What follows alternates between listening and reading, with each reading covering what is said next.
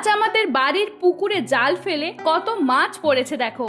একটা বড় গলদা চিংড়িও পড়েছে, আর পড়েছে বড় সাইজের কাতলা মাছ। এই কাতলা মাছের আজ কালিয়া রান্না হবে। নমস্কার বন্ধুরা, আমি শ্রাবণী। আমার একটা নতুন ভিডিওতে তোমাদের অনেক স্বাগত। আর দেখো আমাদের এখানে কত সুন্দর মাঠে ধান হয়েছে, আর অন্যদিকে মা মাছের আঁশ ছাড়াচ্ছে। ভেবেছিলাম মাছের একটা ভিডিও নেব, মানে আঁশ ছাড়ানোর আগে, কিন্তু মা তাড়াতাড়ি করে আঁশ ছাড়াতে বসে গিয়েছে।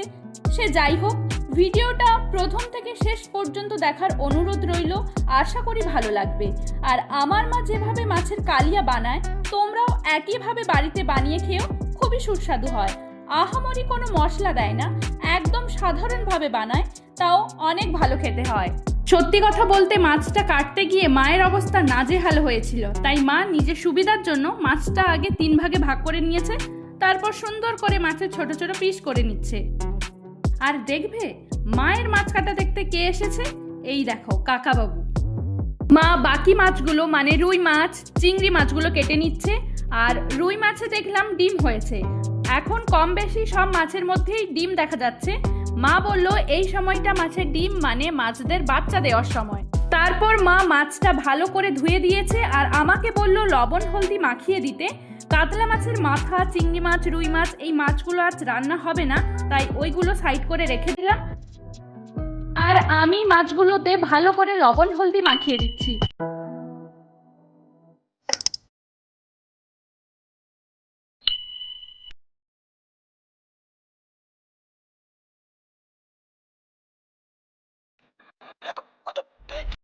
এবার পালা মাছ ভাজার।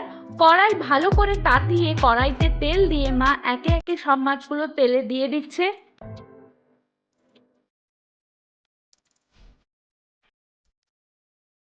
আগেই বলেছি মা প্রতিদিনের ঘরোয়া মশলা দিয়ে রান্নাটা করবে।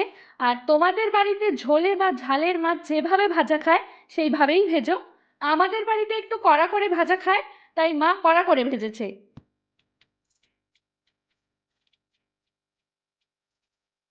তারপর মাছ ভাজার তেলেই পেঁয়াজ, আদা, রসুন, ধনে, জিরে সব একসাথে বেটে তেলে দিয়েছে।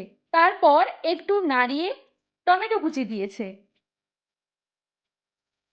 এবার মা লঙ্কা আর হলদি গুঁড়ো আর স্বাদ মতো লবণ দিয়ে মশলাটা ভালো করে কষাচ্ছে।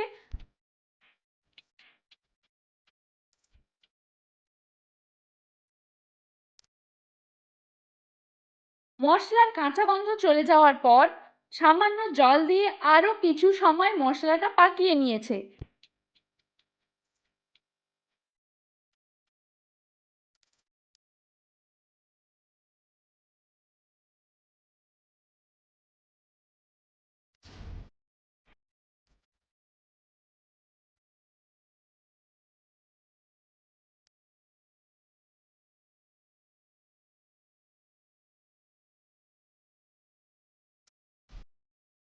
এবার মশলা থেকে তেল ছেড়ে এলে ওই মশলার মধ্যেই মা ভেজে রাখা মাছ দিয়ে দিয়েছে। মাছগুলো হালকা হাতে সামান্য নাড়াচাড়া করে মা পরিমাণ মতো ঝোলের জন্য জল দিয়ে দিয়েছে। আর এটা যেহেতু কালিয়া হবে মানে একদম গা মাখা হবে, তাই মা সামান্য জল দিয়েছে।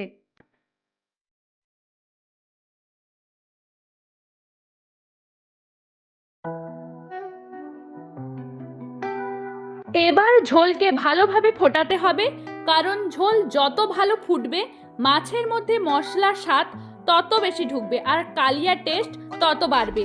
যখন দেখবে ঝোল একদম কমে এসেছে, তখন বুঝবে আমাদের কালিয়া একদম রেডি। গরম ভাতের সাথে এরকম মাছের কালিয়া থাকলে তো দুপুরের খাবার একদম জমে যাবে। সকলে অনেক ভালো থেকো, সুস্থ থেকো। আর আমার চ্যানেলে নতুন হলে সাবস্ক্রাইব করে ভিডিওতে একটা লাইক করে দিও। শুভরাত্রি।